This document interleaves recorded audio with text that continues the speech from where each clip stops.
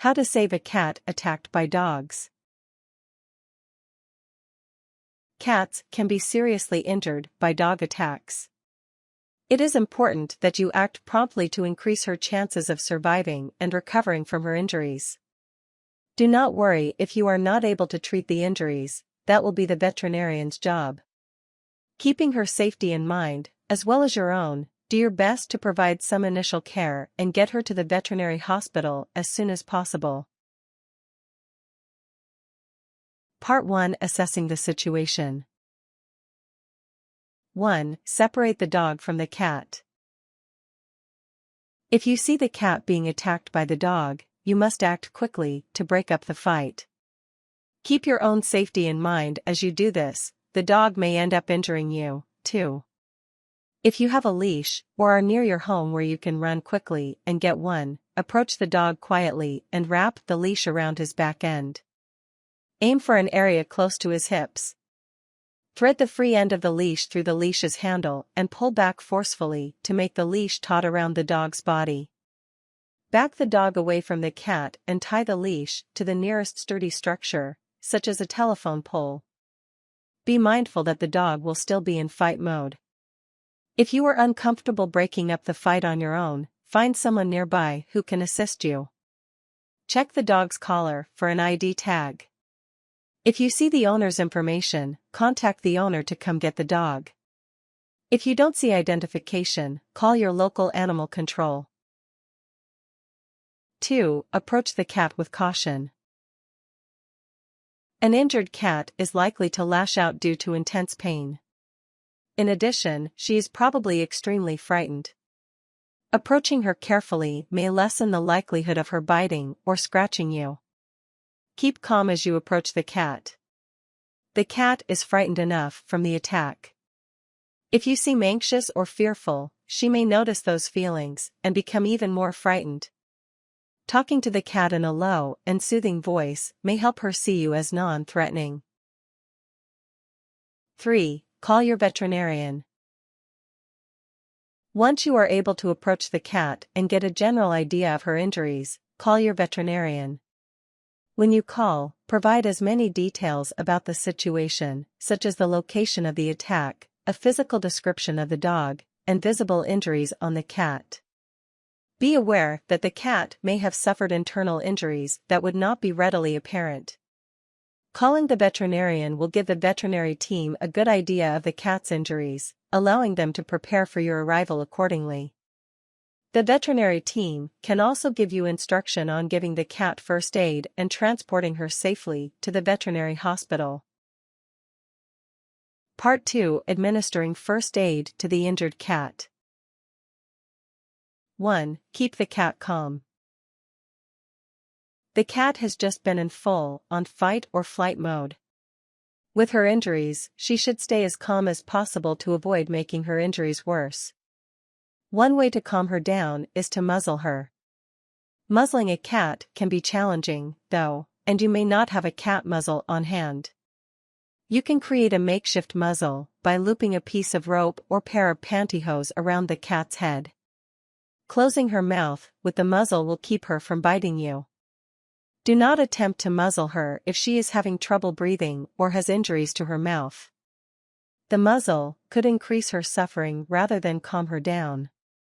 If putting a muzzle on the cat is not feasible, drape a towel over her head. This will block her view and awareness of the outside world. Not seeing or hearing disturbing activity could help calm the cat's nerves and prevent her from reacting aggressively. If the cat does not have bone or spinal injuries, you can wrap her in a towel or a bag. Leave her head exposed and give her room to breathe. A cat with bone or spinal injuries must lie flat on a firm surface, such as a sturdy board. Take care to keep her head and neck still. Wrapping rope or cords around her body and the board will minimize her movement. 2. Keep the cat warm. The cat may be in a state of shock after the attack. Keeping her warm is one of the best things you can do to keep her comfortable until you reach the veterinary hospital. Gently wrap the cat in some towels or a thick blanket. 3. Breathe for the cat. If the cat is having trouble breathing, you will probably need to perform mouth to nose resuscitation before transporting her to the veterinary hospital. Attempt this only if the cat is not lashing out at you. To begin, gently pull her tongue out of her mouth and position her head and neck so they are in a straight line. Reach in her mouth and clear out any debris or saliva that may obstruct airflow to her lungs. Put your hand over the cat's muzzle, close her mouth, and breathe into her nostrils. Watch for the rise and fall of her chest to indicate air going into her lungs. Give about 20 breaths per minute. If she is not breathing, reposition her neck and try again. If she does not start breathing on her own after multiple attempts, take her immediately to the veterinary hospital. Use extreme caution if she has a spinal injury. 4. Control the bleeding. The cat probably has some bleeding wounds following the attack. Your job is to make an initial attempt to stop the bleeding before taking the cat to the veterinary hospital. First, use your fingers or palm of your hands to press down on the wound, then wrap a piece of fabric, e.g., washcloth, hand towel, or gauze around the bleeding area. Wrap the bandage firmly, but not tightly. Wrapping the bandage too tightly would cut off blood circulation. If the bleeding does not stop, place additional bandage material on top of what is already there and continue applying pressure. Do not take off the original bandage material. Do not prolong your first aid if you cannot control the bleeding. Bleeding wounds often require medical or surgical treatment. Do not delay treatment with your efforts to stop the bleeding completely on your own. 5. Tend to the cat's fractures. Fractures are either open, bone has gone through the skin, or closed, skin remains intact. If you see an open fracture, cover it with a clean cloth to prevent debris from entering it and possibly causing an infection. Do not try to fix the fixture yourself. Not only would you make the injury worse, but the cat would likely bite you. Part 3. Taking the injured cat to the veterinarian. 1. Minimize the cat's movement. Transporting the cat safely to the veterinary hospital requires that you minimize the motion of her head, neck, and spine. Any sudden movement of these body parts could make her injuries much worse. If the cat has a fracture, do your best to provide extra support and stabilization to that injured area. Placing the cat in a large box can also restrict her movement. Cut several holes in the box so you can see her. Place the box in the front passenger seat, or on the floor in front of that seat, to keep an eye on her. 2. Drive carefully. Although you should get the cat to a veterinary hospital as soon as possible, you will need to drive carefully. This is not the time to use your lead foot or throw on the brakes. Erratic driving would increase the cat's fear and bewilderment, and possibly make her injuries even worse. 3. Allow the veterinary team to do its job. Depending on the severity of the cat's injuries, the veterinary team may need to perform extensive care to save her. After giving the team a brief history of the attack, let them go to work on diagnosing and treating the cat's injuries. Because of the emergency situation, they will make a quick assessment of the injuries, then work quickly to stabilize the cat, e.g., intravenous fluids, oxygen supplementation, and treat the most life-threatening injuries.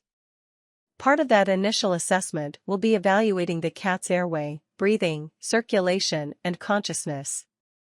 In addition to a full physical exam, your veterinarian will perform other diagnostics, such as blood work, urinalysis, and chest X-rays. Be aware that emergency veterinary care is expensive. 4. Follow treatment recommendations. After the cat has recovered enough to be released, you will need to continue treatment at home. Your veterinarian will likely recommend several treatments, including pain medication and antibiotics. You may also be responsible for changing bandages and checking wounds for signs of inflammation, e.g., redness, swelling, or infection, discharge. You will also need to restrict the cat's activity and prevent her from jumping from furniture. The specific type of at-home care will depend on the extent of the cat's injuries. Be sure you fully understand the at-home care instructions before taking the cat home. You may need to schedule a follow-up appointment so the veterinarian can assess your cat's recovery. Tips: keeping the cat warm, quiet, and still will help you administer first aid and transport the cat safely to a veterinary hospital. When it comes to saving a cat that has been attacked by a dog, your safety comes first. Do not attempt any first aid that would increase your risk of injury.